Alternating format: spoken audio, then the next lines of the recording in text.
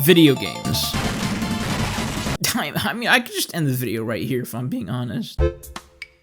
Video games have come a long way since the time of Yo Beep Boops and ET landfills. We're at a point in time where even the common so Kevin is making video games and they rhyme with Delta Poon.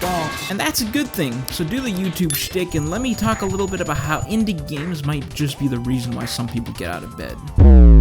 There are two very different mentalities in the video game industry right now. On one side, you've got Mr. Big Money. They're less like humans and more like greedy raccoons trying to yoink as much coin as they goink. And then you have Mr. Big Money Raccoon's younger sibling, Salacious B. Crumb, aka talented fucking human beings, aka indie game devs who just want to hang out, crush a couple pizzas, maybe awkwardly make you feel self-conscious about your life. But they're just cool, dude.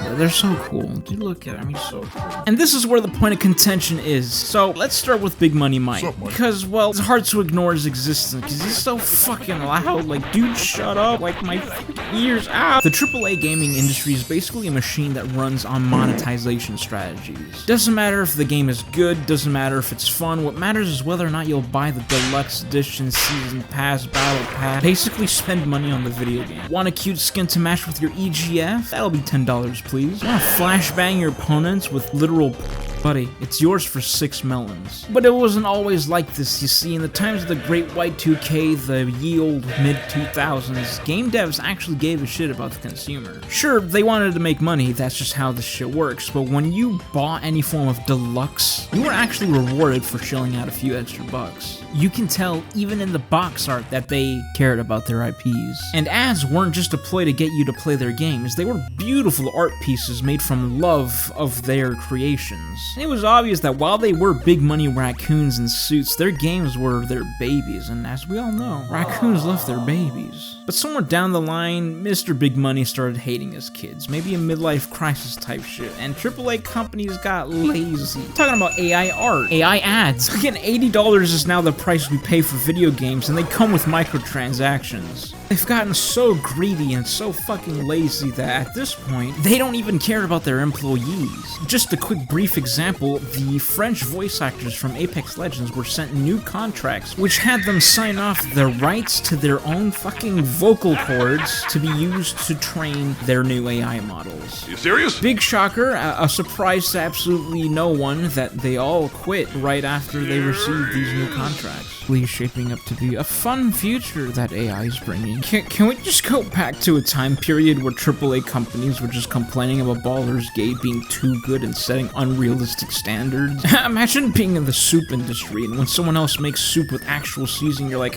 excuse me, you're ruining the soup industry for the rest of us. Shut up, just make better soup. God forbid you want to try to actually play older games on these modern heating units. I just want to play Mario Kart 64, Nintendo. Please don't kill me. No, put that down. You're being violent. Nintendo will straight up kick your door down, steal your firstborn child, and hit you upside the head with the Wii U nunchucks if it increases their quarterly. But God forbid, I want to play Gex in 240p. I'm not emulating Double Dash because I don't want to buy your newest console to play Mario Kart. I'm emulating Double Dash. It's a fucking awesome video game, and I can play as DK and Diddy at the same time. Oh, I'm actually lightheaded. I think I might have scared off Droopy McCool.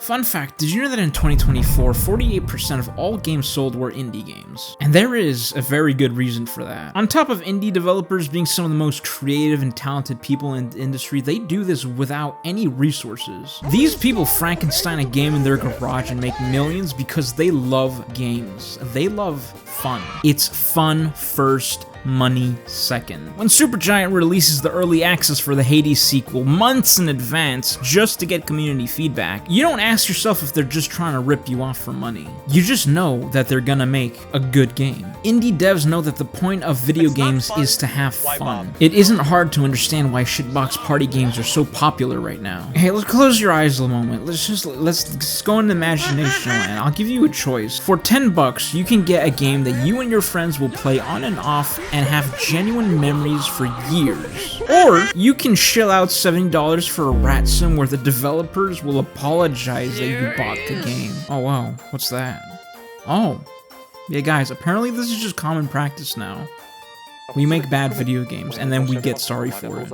You've got games announced years before they come out, trailers that show a beautiful, polished game that doesn't actually exist. And when it finally comes out and you rescue your beautiful firstborn from greedy Nintendo, it's unfinished. Pre-orders are at $60+. And don't forget to pre-order the deluxe box.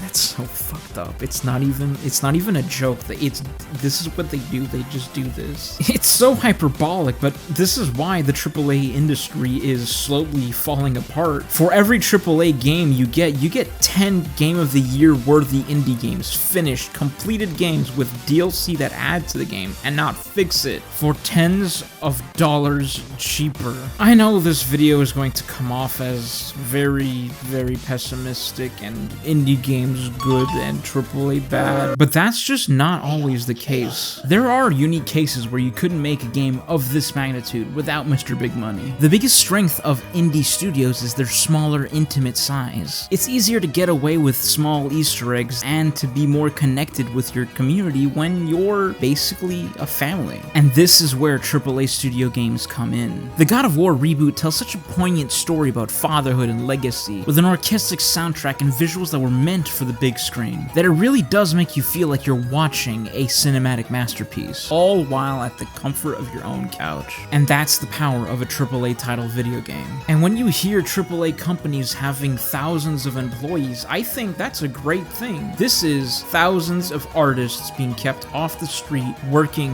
on projects that they are passionate about. That's the power of big video game studios. AAA game companies have the resources to make the greatest works of art of all time. But, like always, it comes down to time and money. And unfortunately, you can't rush perfection, and you can't under-budget art. But that's what happens, man. Video games are about having fun, and if it's not fun, why bother?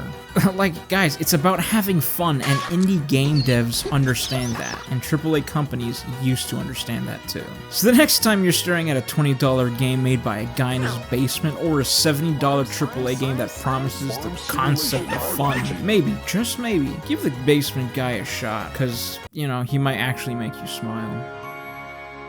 I was about to scream as loud as I could, but then I realized that everyone's asleep in the house, so here's gonna be a little Bob Rossian type of outro. His outros are very pretty bassy. Welcome back to another Bob Rossian. Anyways, if you liked what you saw, and you enjoyed what you saw, like the video. It helps a lot, and it keeps me motivated. I love making content, and I hope that you guys enjoy it. Like, comment, share, subscribe, pretty much market my video. I'm gonna hopefully have a Halloween video out. I'm already working on it, so be excited, be overjoyed. I got nothing else to say.